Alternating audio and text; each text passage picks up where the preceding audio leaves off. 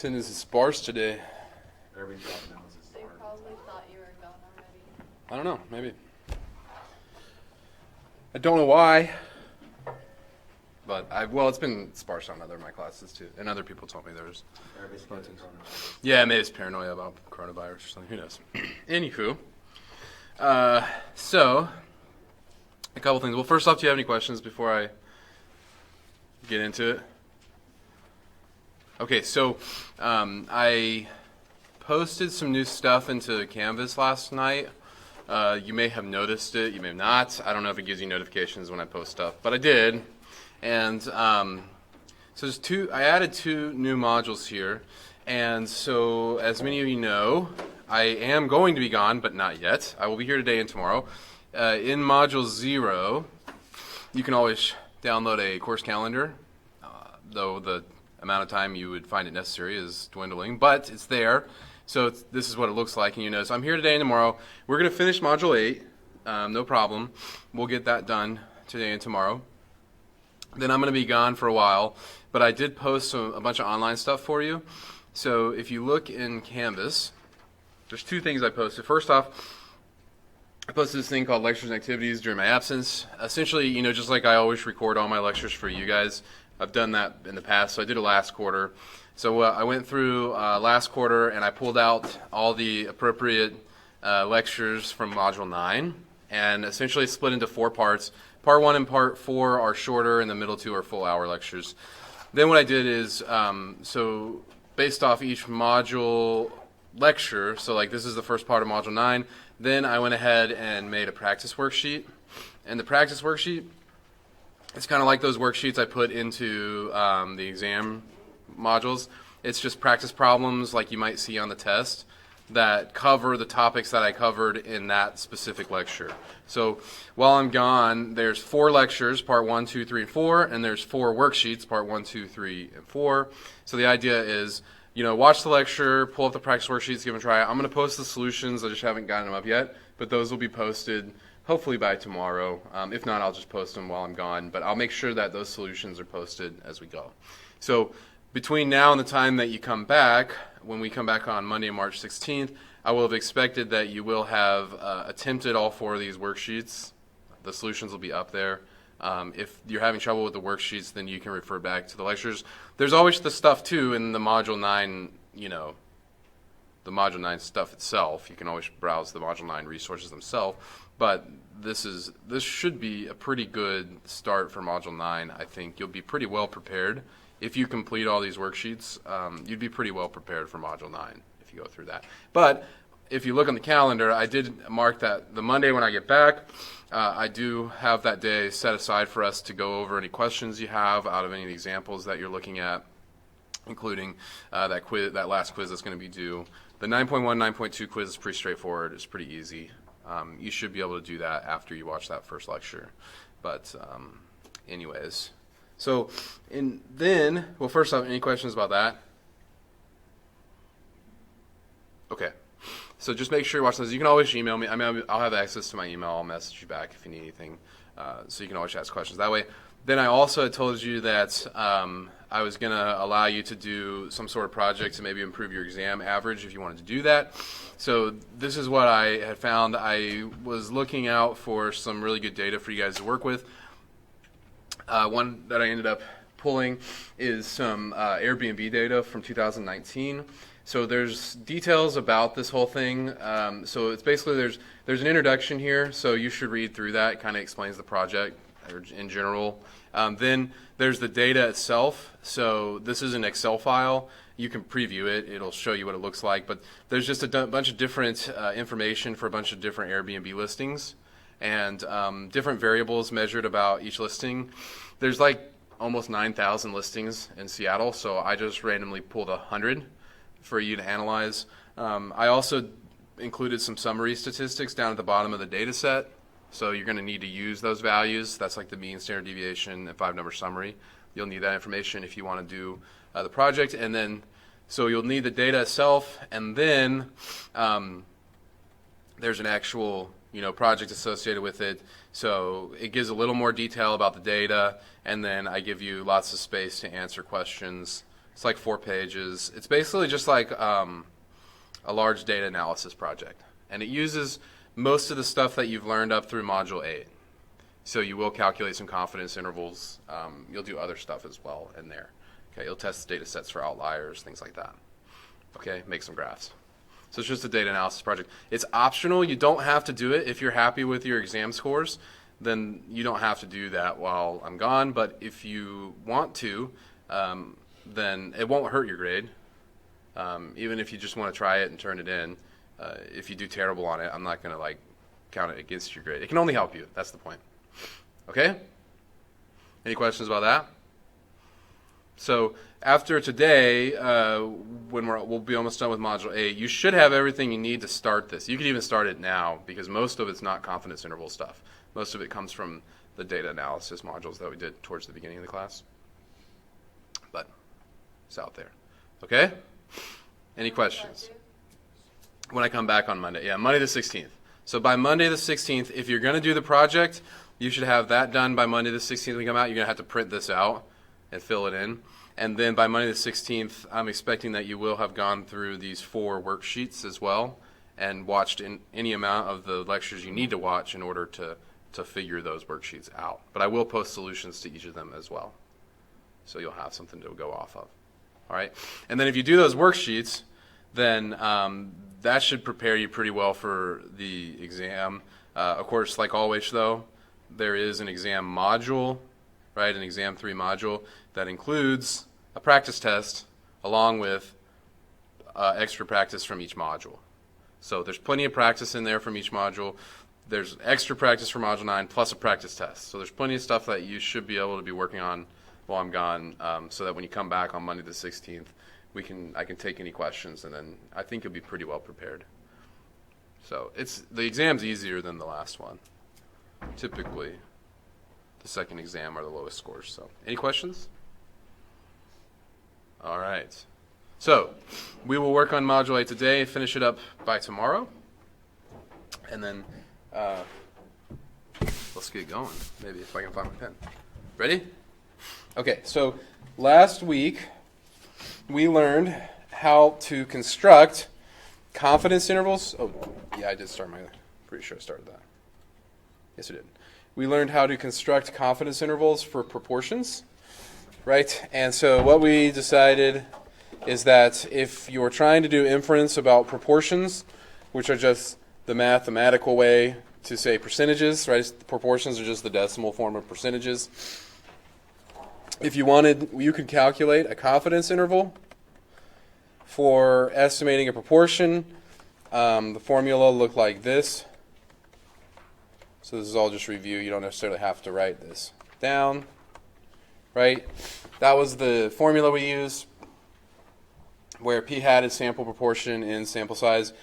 The z-value comes off the z-table, right? This whole thing right here is called the margin of error, right? It's that wiggle room you give yourself when you're doing prediction. So then we also said, okay, well, if you had a desired margin of error in mind, then there's 2 possible formulas that you could use.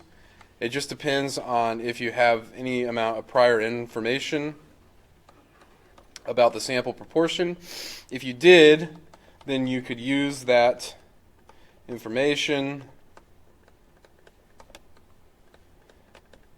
to calculate your sample size. If you had no information going into it, then there is a conservative sample size estimate you could use where you don't have to use p hat, but it looks kind of similar. And I explained kind of why those were the formulas. But basically, we developed 3 formulas last week. And it really just depends on what you're doing and what information you have. But that's where we left off. Seem vaguely familiar, hopefully?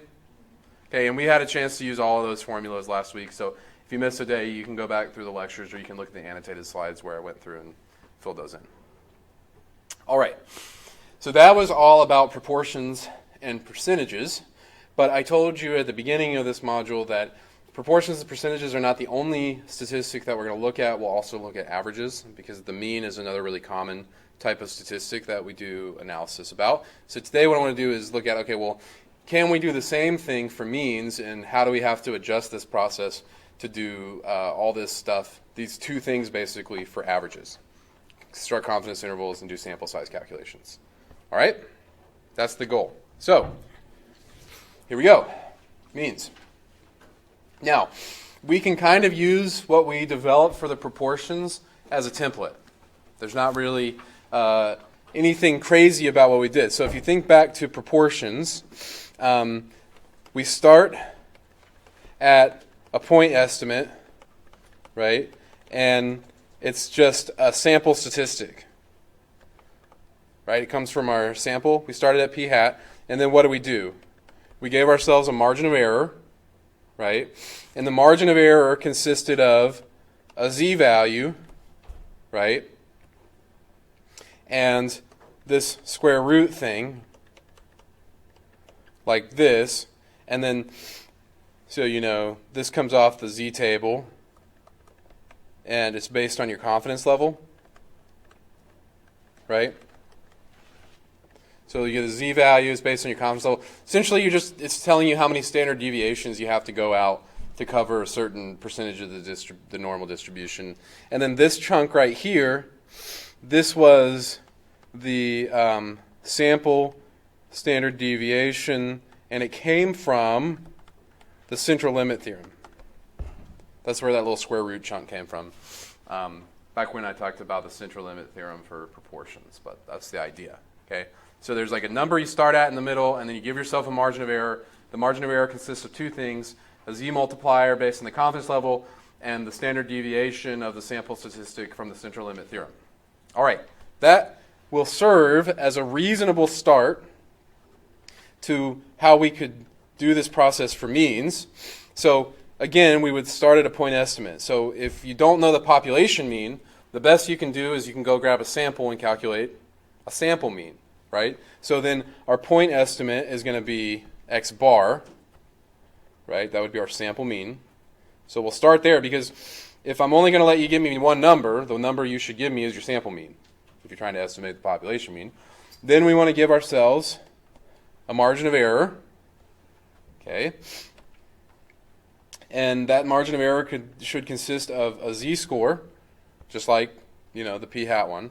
And then it should be multiplied by the standard deviation from the central limit theorem, which we know is this, right? Okay. This would actually work. So this would actually be the formula for a confidence interval about a mean, but there is one issue with that formula. Does anybody know what the issue might be?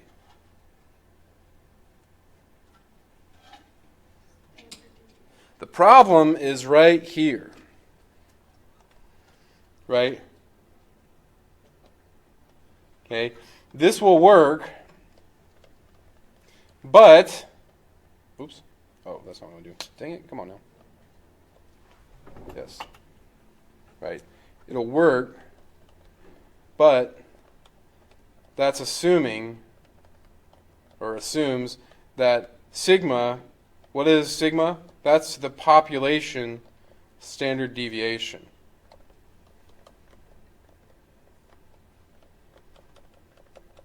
So actually that formula would work if you knew this population standard deviation. Now, the question is, you know, if you think about this though, our goal is, what we're trying to do is we're trying to estimate the true mean. That's what we're trying to do. It's like, you know, I did the average number of siblings. That was the one I used as an example, right? It's like, you're not allowed to talk to everyone, so you could sample a few people and calculate an average mean, but what you're ultimately trying to do is you're trying to predict the true mean, the population mean. Now, the question is, though, if you're trying to predict a population mean, what are the odds that you know the population standard deviation? And if you had enough information, like if you had enough data to calculate the population standard deviation, why wouldn't you just use that data to calculate the population mean? Okay. So the problem is is that normally that number, that's population standard deviation, isn't known. So that's the issue. Okay, so this will serve as a good starting place, though. Okay, so we'll use that as a really good starting place. And you remember we actually had a similar problem with the proportion. I don't remember, we had a quick conversation about it, but the original proportion formula, these were p's, population, and then we kind of just swapped them in with p hats because p hats were our best guess, and we just said, okay, that'll work. So could you estimate it? That's the question. Could you estimate a population standard deviation? So this is our starting point. We're not going to be able to use this, okay? Because the problem is, like I mentioned up there, is that sigma's typically unknown. All right. So now the question is, well, what could we do if we don't know this value? Could you estimate it?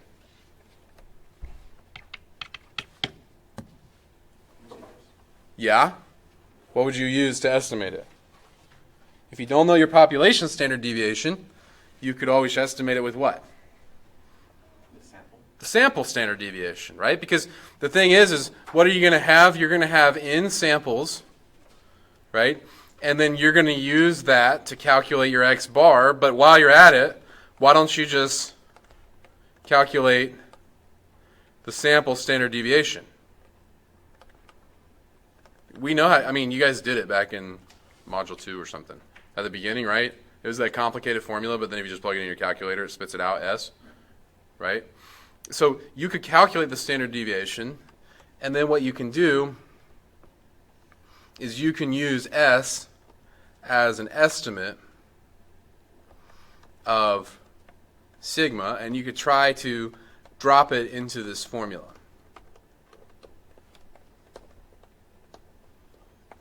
Okay? So now this formula right here, that formula actually works with the confidence that you think it has, as long as you know the population standard deviation. The problem is that if you estimate the standard deviation with the sample standard deviation, then it almost works, but it doesn't quite have the confidence you think it does.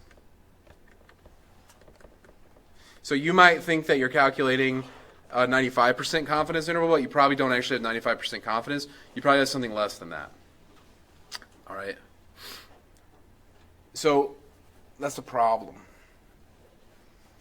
So here's what happened. Let me just see what my slides look like here. Okay, here's what basically happened is statisticians figured this out about like almost 200 years ago, right? Is they realized, okay, we have this confidence interval formula that would work. It would give us the confidence we need, except for typically the population standard deviation is unknown. So what they did is they said, okay, well, what happens when we try to estimate it? That's what they looked at. So here's what the central limit theorem, here's what we know from the central limit theorem.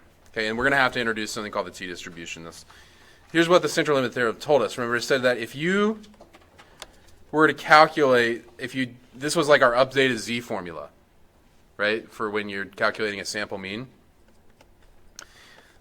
This has a z distribution, right, which is just basically normal with a mean 0 and a standard deviation 1. Okay. So then the statisticians, they looked and they said, okay, well, what happens if we do this? What if we replace sigma with a sample standard deviation? What does that look like? You know, does it still look like a z distribution? Does it still look like a normal distribution?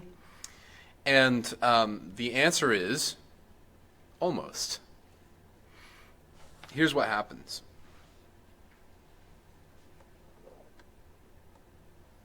So a normal distribution should have a nice bell shape. And it should taper off really quickly.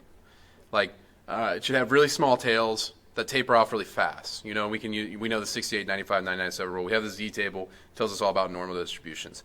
So then what the statisticians did is they said, okay, well, rather than use the population, let's sub this in and see what the distribution looks like. And what they found out is it has a distribution that looks similar to a normal distribution, but it's a little different. They noticed it looked kind of like this, okay? And what was happening is they noticed that when they subbed in the sample standard deviation for the population standard deviation, what they were seeing was they were seeing a distribution with heavier tails than a normal distribution.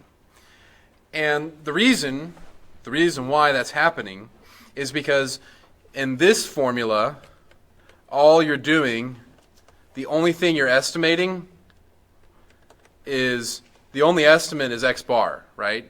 So you're only estimating one thing. So there's really only one value that could go horribly wrong. But what happens here is that here you're estimating two things. So that means every once in a while, not only do you get a really bad estimate of the mean, you also get a really bad estimate of the standard deviation. And when that happens, that's where you start to see a few more outliers. Okay? So what they did is they discovered this, and so what they created was they created something called the t-distribution.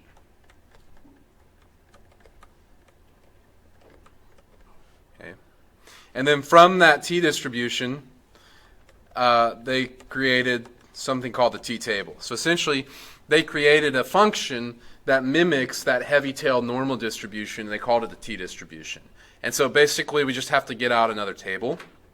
And then what we're going to do is, rather than, since we know that this confidence interval formula doesn't work, essentially what we're going to do, so since we know that one doesn't work, is we're going to use the same process, except for we're going to get that multiplier off of the t-table. That's what's going to happen. So it's going to be a similar process to what we did before, but when we're dealing with means, we're going to have to work on this table called the t-table. So I'm going to give you guys some t-tables. I'm going to show you how it works.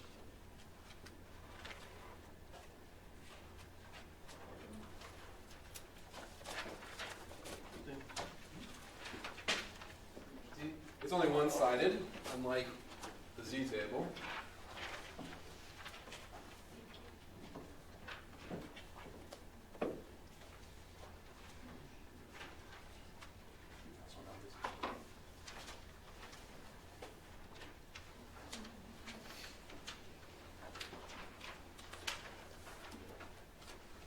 All right. So here's some. You'll notice on the table there's a couple things going on. It reads a little different than a z-table. First off, z-tables always read the probability below. The t-table is just a tail probability, and it actually kind of reads it in reverse, because on the top you'll see the area and the right tail, and actually inside here these are t values. So the probabilities aren't in the table. The probabilities are up here on the top row of your t-table. And then there's this other thing called degrees of freedom. All right. So here's, let me go properties of the t-distribution first. Okay. So some properties of the t-distribution. The first thing is that it's basically just a heavy-tailed z-distribution.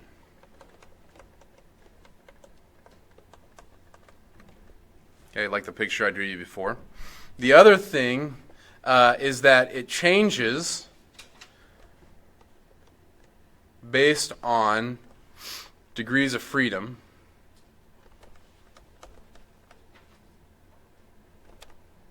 Which sometimes I'll usually abbreviate DF. But what the degrees of freedom are is it's always 1 minus the sample size. Always. Okay? And there's reasons for that, but that's just the rule. Okay, so there's something called the degrees of freedom of a t-distribution. And the reason it changes based on the degrees of freedom is because as n gets really large, then the t distribution starts to look exactly like the z distribution. So for large enough sample sizes, they actually pretty much look exactly the same. And that's because for large enough sample sizes, your estimates should be getting better and better. And if you look at the bottom of your t-table, at the very bottom row, the degrees of freedom go up, up, up, up, up, up, up. And at the very bottom, they compare them to the z values. And you'll notice that the t values approach the z values. Some of those look familiar, like for different levels of confidence down there, right? Like 1.645 is down there, 1.96 is down there, right? You'll see some of those familiar ones from the confidence intervals. Okay. All right. So it's based on the degrees of freedom. It approaches the z distribution with large sample sizes. Now here's the nice thing about the t distribution, though, is because you'll notice the degrees of freedom go all the way down to 1. And so you can actually do inference about small sample sizes if you're using the t distribution. So it allows for small sample sizes, which is really nice. You don't have to worry about having super big sample sizes like you would for a z distribution. Okay. All right. So then I'm going to show you how to get this value. But essentially, the confidence interval for the mean is what we call a t interval. And computing it is actually easier than the proportions. But the preliminary step is that t value, because it's going to be based on two things. It's going to be based on, one, your confidence level, and two, the degrees of freedom, which means that t value is going to change for every application. So, back when we did confidence intervals on your z-table, if you're doing 95% confidence, that z value is always the same. It was always 1.96. For t intervals, that's not the case. For 95% confidence, that t value will be different depending on what your sample size is. So we're going to basically have to go get that t value from the t-table every single time, rather than being able to pull off one single value. I'm going to show you how to get it, but that's the difference. Okay, the x bar, that comes from your sample data. The s, that comes from your sample data. The n, that's just your sample size. So those are pretty straightforward. It's just that t value that we have to figure out how to get. But I'm going to show you how to do it. All right? Okay, so that's the formula. So you can write that down. All right. Let's do some examples. So let's suppose you're going to plan to sample 26 people, and your goal is to estimate the true mean salary of CBC students, and you're going to construct a 95% confidence interval to do it.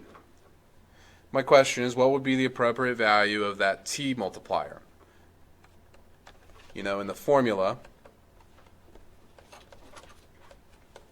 this is what I'm asking. What is that number, basically? Okay. So if you remember how we did it with z multipliers, we kind of follow a similar pattern because, remember, your alpha level, what is your alpha level and how does it compare to confidence? Right, so it's based on your confidence level. It's the complement, right? So if you're doing a 95% confidence interval, I told you can think of the alpha level as the error. It's like the opposite or the complement of the confidence. So if we're doing 95% confidence, what would our alpha level be? It would be 5%, right? Because that's 1 minus the confidence, okay? So our alpha level was 5%. What we did, remember what we did with the distribution though, is because basically if 95% has to be in the middle, right, that leaves 5% for the tails. So that's our alpha level, but what do we have to do? Yeah, that alpha level has to be split between two tails.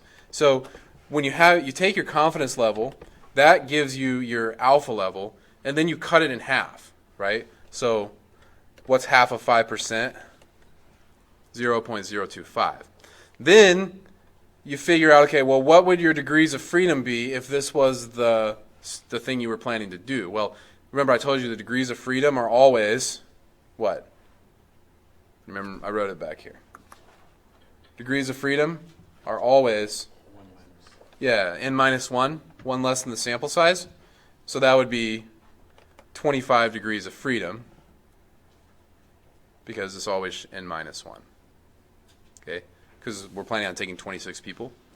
So the way that you use the table then is you go down this column, because that's how much you want in the tail, and you intersect it with this row, because that's your degrees of freedom.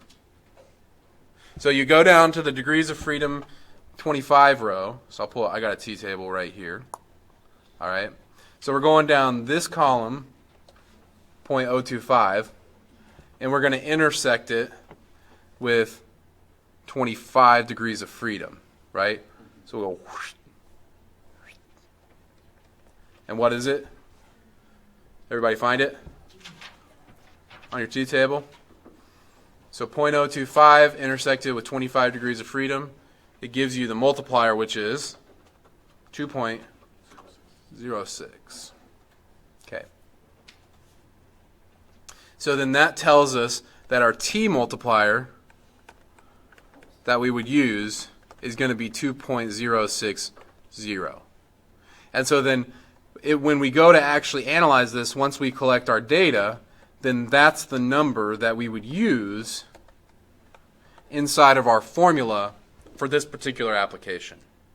Okay, so this is the answer is 2.060. That would be your multiplier. So essentially what happens is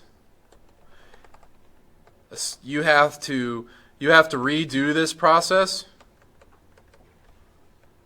every time. That's the hard part. The hard part is that, but it's always the same process. You get your alpha level from your confidence, you split it in half, you get your degrees of freedom, and you're going down the column, the alpha over 2 column, and you're intersecting with the degrees of freedom row. That gives you your t multiplier, and then everything else just comes from your sample. Okay? We'll do examples, but that's the process. Okay. All right. So far, reason seem okay? Everybody at least able to find that number? Okay. Let's do an actual example. So now we can construct an interval. All right. So here, let's say, for example, that you randomly select 30 students. And from those 30 students, you are trying to figure out how many hours they worked per week. So what you did is you asked them all, how many hours did you work in the past week? So of the ones that you sampled, you found that they had worked 20.6 hours on average with a standard deviation of 12.2 hours. So I'm giving you the summary statistics. So unless I gave you the raw data, I have to give you the mean and standard deviation. Otherwise, I have to give you the data. You have to calculate it yourself. So what I'd like to do is take a 90% confidence interval and estimate the true mean number of hours that CBC students work. We know that 20.6 is probably not the true mean, right? So we need to give ourselves that margin of error. All right. So I know the formula. So the key here, what you're looking for, is everything here is in terms of averages, right? Averages, mean, right? That's how we know that we're going to do a t interval. Anytime you're dealing with means or averages, right? That's how we know that we need to switch from the z table over to the t table, because I'm trying to do inference about a mean. Proportions, percentages, that's on the z table. All right, so then I need to go, I know that the formula I'm going to use is going to be this t interval formula that I just gave you. All right. I know what the x bar is, it's in my problem. I know what s is, it's in my problem. I know what my n is. The only thing I don't know is the t value. That's what we need to go get. So what's our alpha level here based on the confidence level we want to use? Yeah. 1 minus this. So 90% confidence. So it's 1.1. Yeah, it'd be like a 10% alpha level, 0.1, yeah. Okay. So then we always cut it in half for confidence intervals. So then half of 10% is 0.05. What's our degrees of freedom here? Yeah, 30 students in our sample. So there'd be 29 degrees of freedom. Okay, so then we're going down that column and intersecting it with that row, and that's how we're going to find our t value. All right, so we're going to go the 0.05 column intersected with a 29 degrees of freedom row, and then what does that get you to? Yeah, you can see it right here, right? We're going down this column and we're going across that row.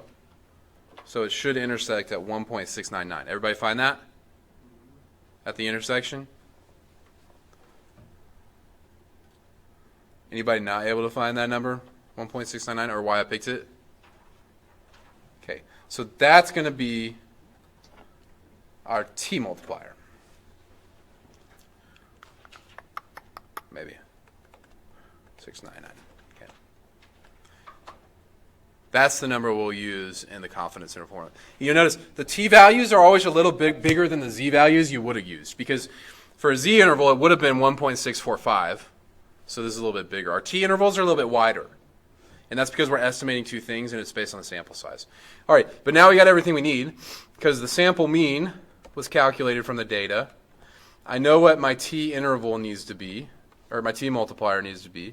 The sample standard deviation was given from the sample, and I know my sample size was 30. So then everything just gets dropped into the formula. And it's actually an easier calculation than the proportions, really. There's not nearly as many moving parts.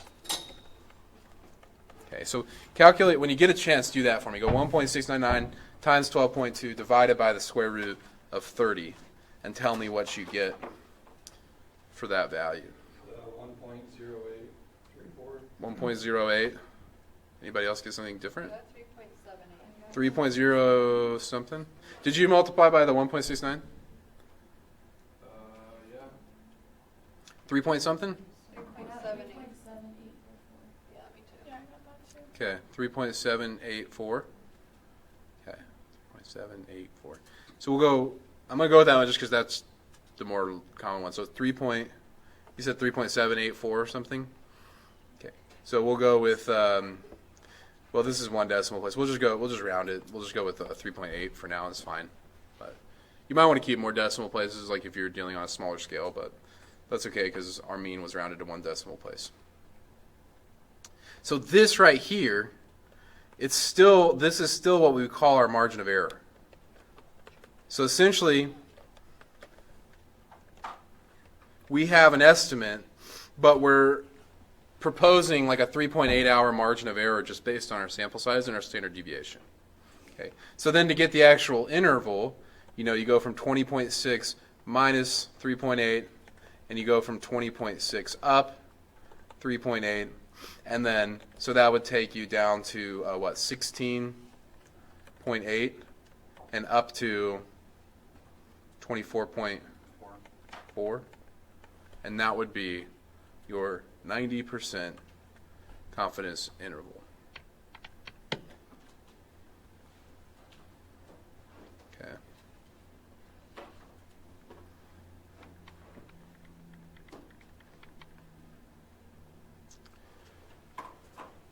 All right. What questions do you have on that? Where any of those values came from? So, sorry, go ahead. Decimals? What's that? Just the first two decimals for the margin of error. I just did one decimal place there just because everything else was rounded to one decimal place. Because it was 20.6, 12.2. So since everything was just rounded to one decimal place, I just left it consistent. There's no reason you'd have to do that. You could keep more decimal places if you wanted. Yeah, there's no problem keeping more than necessary. I just did it for simplicity just because that's what everything else was. Okay. If you had to interpret this, how would you interpret that? First, you have to tell people what? What you're How measuring. confident? Yeah, so first your confidence level, then what you're measuring, right? So we're 90% confident. What were we measuring? We were measuring the true mean hours per week worked by CBC students.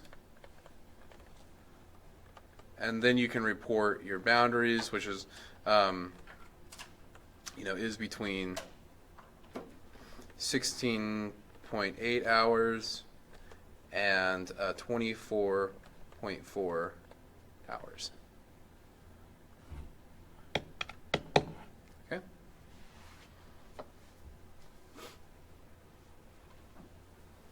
What do you think? Seems reasonable? I like this one better. Not too bad. The calculation's actually a little easier. It's just you got to go get the t-value. That's the hard part. But it's not too bad because the process is all the same. It's like alpha level, cut it in half, degrees of freedom, intersect. You'll provide these tables for us if they're on the test. We need them. We You- don't have to bring them in. You don't want to memorize it? No. Not really. Okay, I'll let you have the tables. Yes, of course. Definitely. All right? Any questions in this example? Same basic structure though, right? 20.6 is our point estimate. If you had to guess one number, that's the number you'd give to me. But you also realize that 20.6 is probably not the truth because you only had a sample of 30 people. So we give ourselves that margin of error. So 3.8 would be the margin of error in this case. If you wanted to make that margin of error smaller, what could you do? More sampling. Yeah, same as before. You could take more samples. You could decrease the confidence, but that would be useless. Normally confidence picked before. So we will also look into sample size calculations here as well. But we'll do another confidence interval example first. Okay? So everybody ready to go on to another example? Try another one? Okay. So here you go. So now this one looked at a random sample of 40 Pasco residents, and they wanted to look at their monthly water usage, attempting to maybe estimate the true mean water usage among residents. So of those sampled, they found that the average water usage was 160 gallons per day with a standard deviation of 94 gallons per day. So I'd like to use a 95% confidence interval to estimate the true mean gallons per day of water that households in Pasco use. Again, everything here, I see mean, average. I know that we're working with means and averages. That's how I know to pull out my t-table and use a t-interval. Okay. All right, so we need to do our preliminary stuff here. First off, we need to identify our alpha level. So what's our alpha level here? It's going to be 0.05. 0.05. It's 5% because that's the complement of 95% confidence. Then the next step, take the alpha level, cut it in half. Yeah. Then we identify our degrees of freedom, which would be It's going to be 39, right? Because it's sample size of 40. All right. And then that's how we go get our t-value. We just go down the 0.025 column, and we intersect it with the 39 degrees of freedom row. So this is like our preliminary work. So if you go to your t-table, go down the 0.025 column, right? 0.025 column, intersect with 39 degrees of freedom. It's right here. Find it? 2.125? Oh, no, it's not. I'm over. I'm in the wrong column. 2.021. Yeah, I should be in this column. Right? Well, 2.023, because we should be in 39 degrees of freedom, the 0.025 column. Yeah. So, okay? 2.023. That's going to be our T multiplier.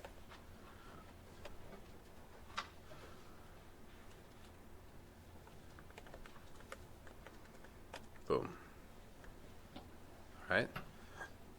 And then we basically have everything we need. So I'll copy down the formula.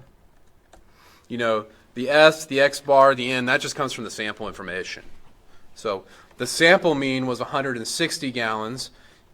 That would be our best guess if we had to pick one number, but we understand that it's probably not true because that's just sample data.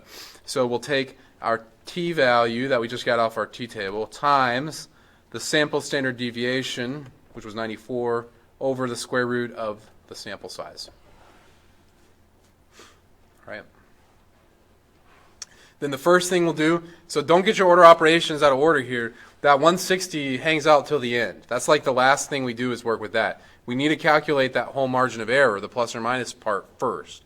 That's one of the most common mistakes I see is people get really eager and they'll just add 160 and then they'll do the rest of the stuff. That comes last. How do we round to the whole? Honestly, it doesn't matter that much to me. Let's just go one decimal place. I don't know why. I just feel like it. 30.1. 30.1? 30.1 has your margin of error? Yeah. So that's your margin of error. So we're giving ourselves, and our units here are gallons, right? So give ourselves like a 30-gallon margin of error. Okay. Then, to get our actual bounds, we just take 160 and we subtract it, and we add it. And so that takes us down to what, 129.9 and up to 190.1. That would be our confidence interval. And then to interpret it, we just, state our confidence level, right? So we're 95% confident. And then we tell people we're estimating, right, the true mean water per month usage is between, and then we can report our, 129.9 and 190.1 gallons.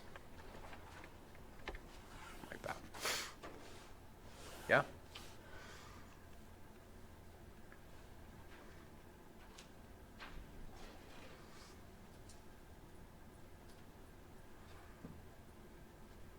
Cool. Any questions on that one? Pretty straightforward? Not too bad? Okay.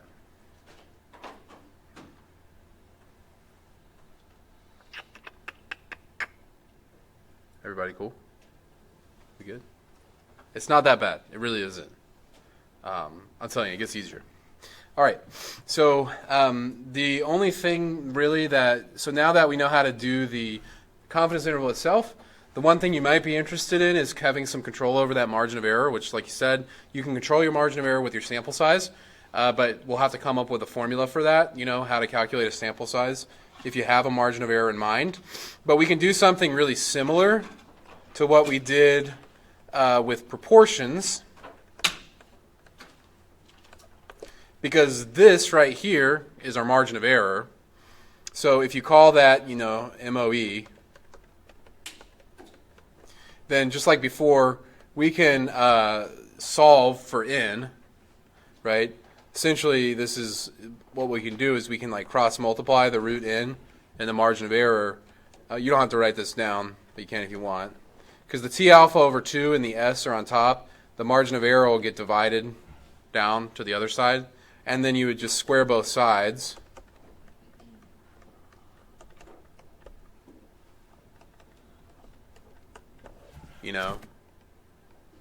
To solve for n. So this will actually work, but there's a problem here in this formula. Can anybody think about what the problem with that is?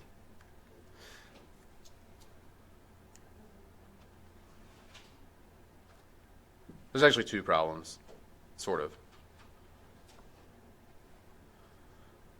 There's only 4 things there, so you got a 50-50 shot if you just guess which ones were wrong. The margin of error is something you pick. So you pick the margin of error that you want. Would have to be the T table, right? One problem is that T alpha over 2, that would be based on the degrees of freedom, which is based on the sample size, which you are trying to calculate. That's one problem. Okay? Is you can't go get if you don't know what the sample size is, you can't get a t-value. Because the t-value, you have to know the sample size. So it's like you have to know the sample size to predict the sample size, which doesn't make any sense. The other thing, too, is that there's that sample standard deviation is you have to have some estimate of the sample standard deviation, which requires some sort of preliminary sample. So we don't have a trick for proportions. There's not 2 different formulas you could use. There's really only one. So the way we get around that t-value, though, is because we know things about the t-distribution, we know that it approaches a z-distribution, we just use the z-values in their place because we can't use the t-values. So the first thing is you need that estimate of s, and then the formula is we'll just sub in the z-value in place of the t-value, and we'll just know that it's going to get us pretty close. And our margin of error might not be exactly what we want it to be, but it'll be pretty close. So it gives you a rough idea of how many you should sample. But you have to have some sort of, preliminary study to get estimate of the sample standard deviation. There's really no way around it when you're estimating means. So if you're really, really concerned about margin of error in your estimating means, you just have to go get a preliminary sample, get a sample standard deviation from it, and then you can use this formula to figure out how many additional samples you should take. That's the idea. Okay. All right. So I'll just show you how to use it real quick. We'll do one example here. And so we saw one right here, right? So we did the 30 CBC students. So if you go back just a second ago, what was our margin of error from the working hours one? That was this one, right? It was 20.6 plus or minus 3.8.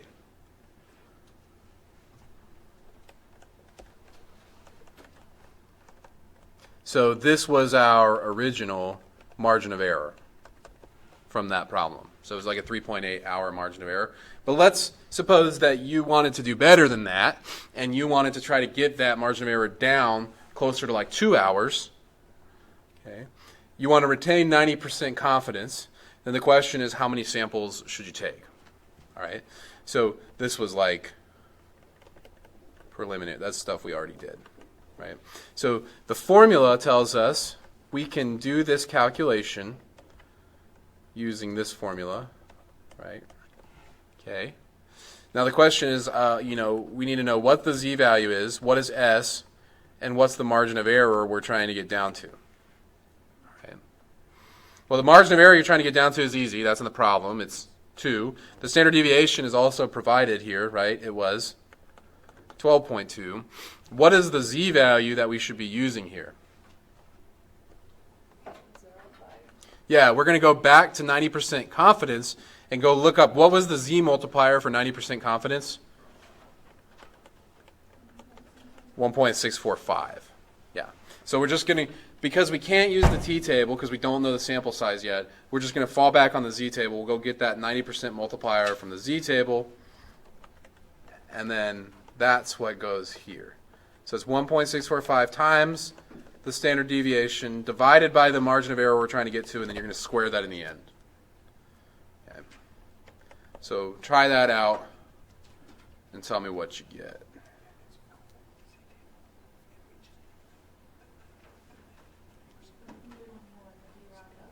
Yeah, so what was it originally? 100 point what?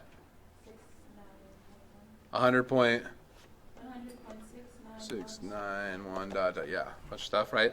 But we know we should always round sample sizes up. So it'd be 101 samples. Okay, so there was a preliminary study with 30 students. We know that we probably need to get about 101 to get our margin of error down to 2 hours. So we need to go out and get those additional samples to try to drive that margin of error down to where our goal is. All right? Okay. Questions on that one? All right. That was it. Let's just finish it. We only got one more, I think, here. Oh, well, that was the only one I actually have for you, but anyways, here's the idea, except I meant to write this as margin of error.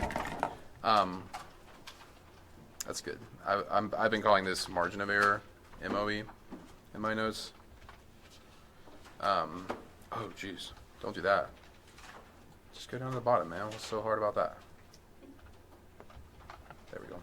So basically, that shouldn't say chapter 9 either. Whatever. I just messed this whole thing up. It's modulate, the point is.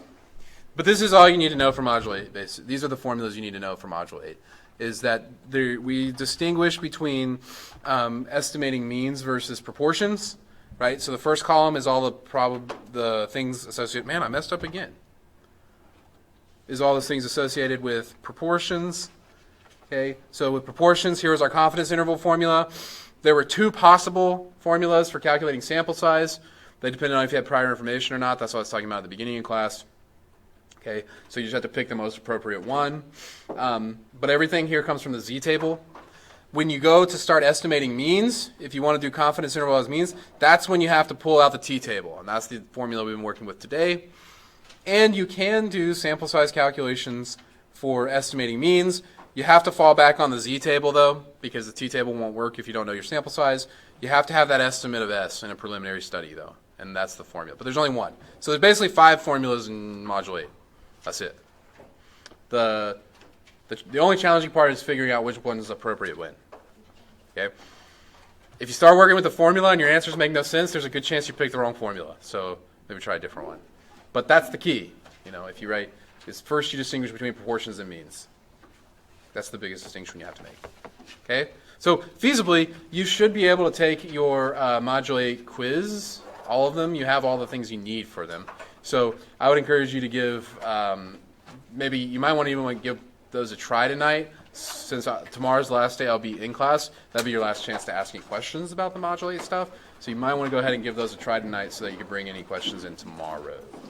Okay? Tomorrow I'll bring in some Module 8 practice stuff that we can work on. I'll have you guys work on it, give it a try, and then that's what we'll do. Okay? And then all the Module 9 stuff is now posted in those extra modules. So, all right.